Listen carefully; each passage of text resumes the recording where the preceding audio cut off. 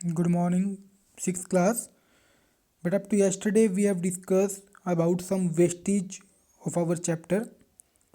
So today we are discussing about some more type of wastage और waste के बारे में फर्स्टली हम डिस्कस करेंगे कि कितने टाइप के वेस्ट होते हैं। तो firstly the industrial waste. Industrial waste क्या होगा? The industrial waste include coal, ash, furnace, slag, metallic scrap, acids, oils, paper scrap, alkali acids, bleaching powder. ये सब किस में आएंगे? इंडस्ट्रियल वेस्ट में। The industrial waste includes coal, ash, furnace, slag, metallic scrap, acids, oils, paper scrap, alkali acid, bleaching powder, जो कि industries में use होते हैं। तो वहाँ से जो वेस्ट मटेरियल निकलेगा उसे हम इंडस्ट्रियल वेस्ट कहेंगे। The commercial waste include waste from shop, stores, restaurants, office and market places like paper, plastic wrappers, soft drink cans. मतलब कि जो कि तरह तरह की रेस्टोरेंट से, शॉप से या स्टोर से जो वेस्टेज निकलेंगे उन्हें हम क्या बोलेंगे? कमर्शियल वेस्ट कहेंगे। जैसे कि soft drink cans, packaging material और लेफ्ट ओवर फूड, ये सब किस में आएंगे? कमर्शियल वेस्ट में। आफ्टर दैट बायोमेडिकल वेस्ट और हॉस्पिटल वेस्ट।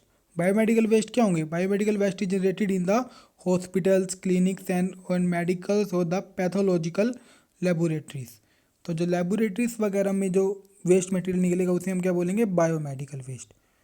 और इसी को ही हम हॉस्पिटल वेस्ट बोलेंगे। तो सीवेज और स्लज क्या होता है? पहले हमको ये पता होना चाहिए। The remains left after the treatment of domestic and industrial waste are called sewage sludge.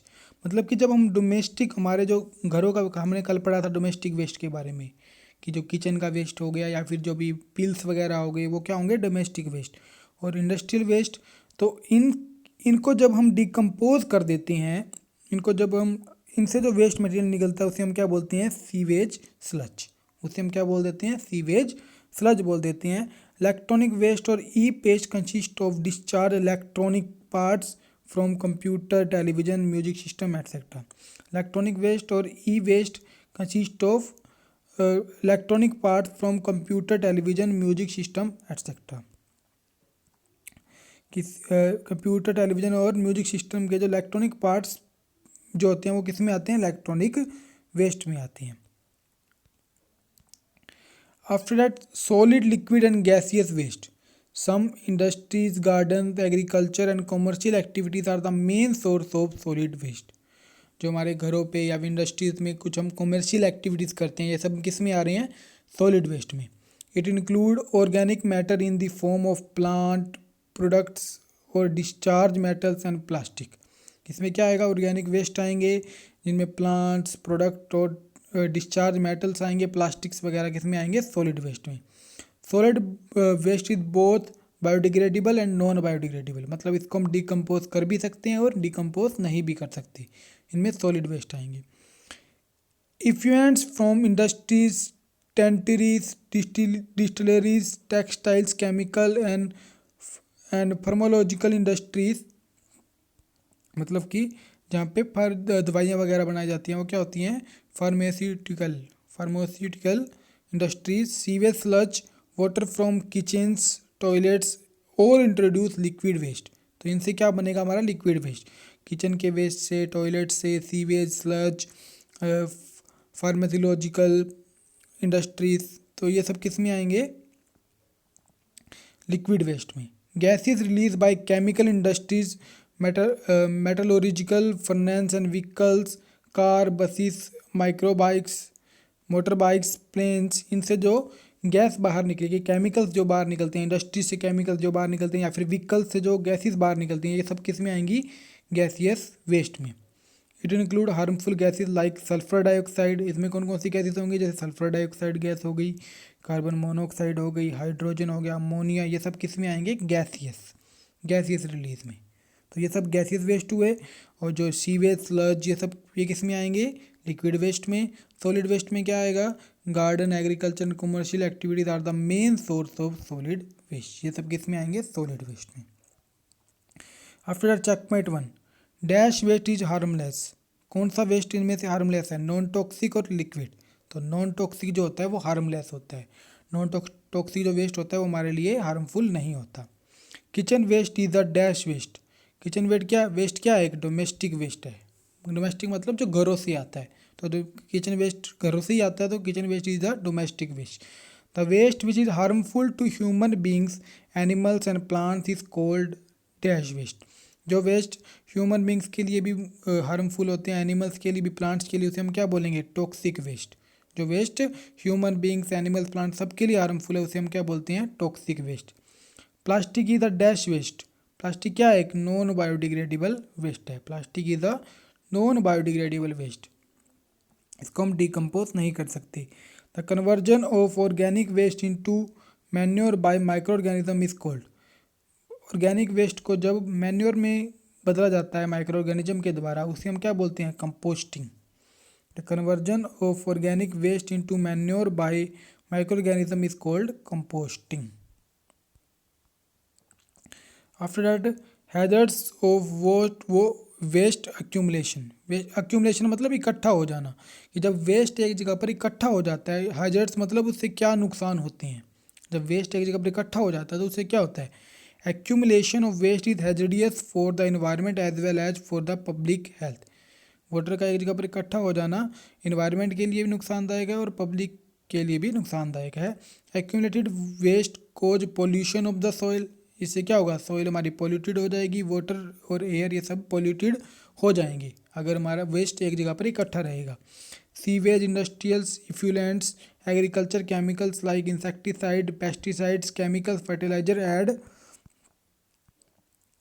Chemicals in the soil. ये सब क्या कर देते हैं, सॉइल के अंदर केमिकल्स मिला देते हैं। अगर हम पेस्टिसाइड का यूज करेंगे, इंसेक्टिसाइड का यूज़ करेंगे, तो ये सॉइल के अंदर केमिकल्स को मिला देते हैं and cause ill effect on our health, और इससे हमारी हेल्थ पे भी इफेक्ट पड़ता है।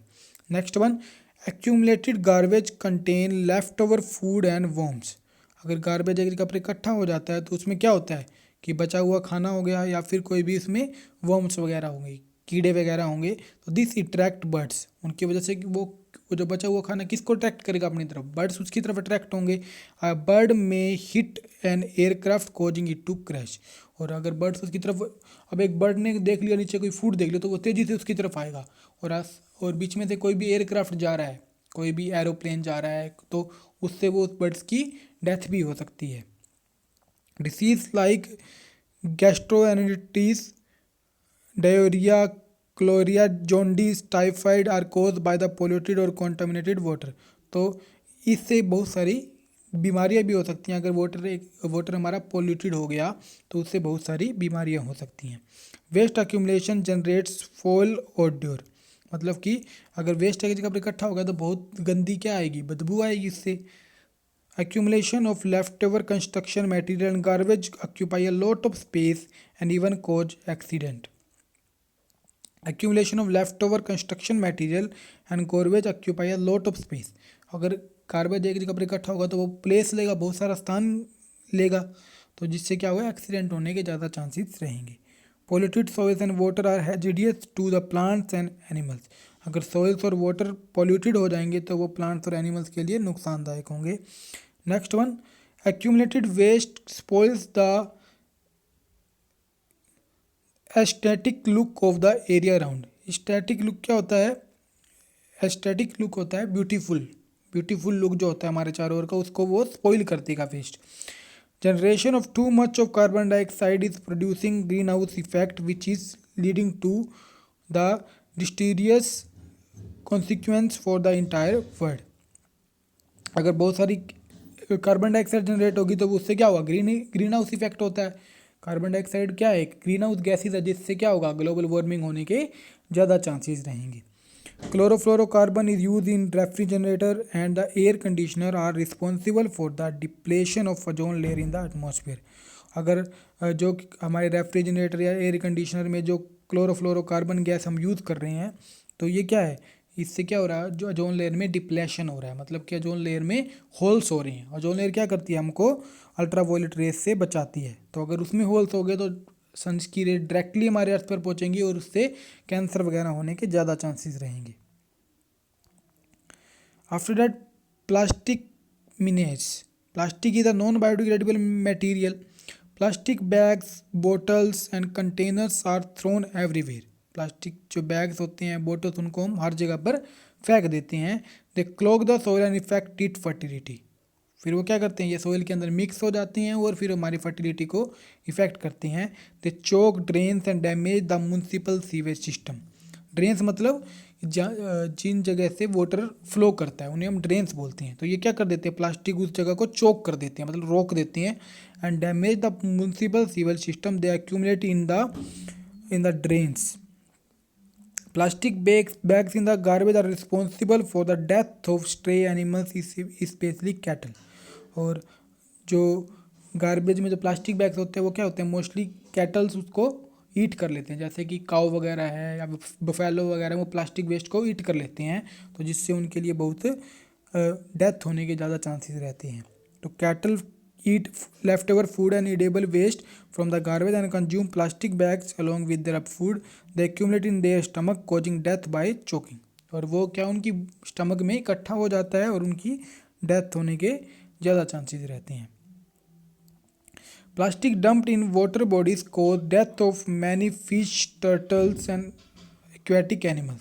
और जब वाटर बॉडीज़ में जब प्लास्टिक इकट्ठा हो जाता है तो उससे बहुत सारे फिशीज़, टर्टल्स या फिर जो एक्वेटिक क्या होते हैं, जो एनिमल्स वाटर के अंदर रहते हैं, उनके डेथ होने के ज़्यादा चांसेस रहते हैं. Water disposal means getting rid of waste in such a way that it cause no or minimum damage to the surrounding and to the environment. Water disposal का क्या मतलब है कि वेस्ट को ऐसे अरेंज करना कि ये इन्वायरमेंट को नुकसान न पहुँचा सके. In older times human lived close to the nature. पहले लोग कहाँ रहते थे, नेचर के बिल्कुल नज़दीक रहते थे. They use natural goods like natural fibres, earthenware, house build from mud and medicine derived from the plants. तो पहले वाले लोग क्या करते थे कि मड्स वगैरह का या फिर मेडिसिन का यूज़ करते थे. And all they were biodegradable and were recycled in nature by the action of micro organism. और ये सब चीज़ें क्या थी, बायोडिग्रेडेबल थी, मतलब ये डिकम्पोज हो जाती थी. Modern lifestyle and use of a variety of man made non biodegradable goods.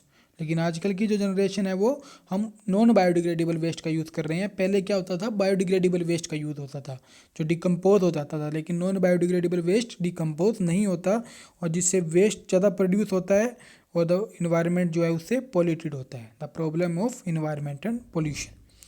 Waste generation has increase considerably with increasing population. जब जैसे जैसे पॉपुलेशन बढ़ती है वैसे वैसे वेस्ट भी बढ़ रहा है. And economic development. और इकोनॉमिक डेवलपमेंट में जैसे ही मतलब कि हमारी इकोनॉमी डेवलप हो रही है वैसे वैसे वेस्ट भी ज़्यादा प्रोड्यूस हो रहा है. The urban population produce more non biodegradable waste. Urban मतलब कि जो लोग शहरों में रहते हैं, सिटीज़ में रहते हैं, तो वो ज़्यादा नॉन बायोडिग्रेडेबल वेस्ट जनरेट करते हैं. वाले village population produce mainly biodegradable waste. लेकिन जो विलेजेस में रहने वाले हैं वो बायोडिग्रेडेबल वेस्ट जनरेट करते हैं. The electronic and nuclear waste are the difficult to dispose of. Electronic चीज़ों से या फिर न्यूक्लियर जो वेस्ट होता है उसको हम आसानी से डिस्पोज नहीं कर सकते. तो this all are harmful for us. तो इसलिए हमें ज़्यादा से ज़्यादा नॉन बायोडिग्रेडेबल वेस्ट का यूज़ करना चाहिए. Okay students, so up to here you will read today and your homework is learn question first, second and third of chapter 13. Chapter 13 के आपने फर्स्ट, सेकंड और थर्ड क्वेश्चन लर्न करने हैं और exercise learn करनी है जिसका आपका कल टेस्ट होगा. For test on tomorrow. Okay students, so be ready for test. Thank you.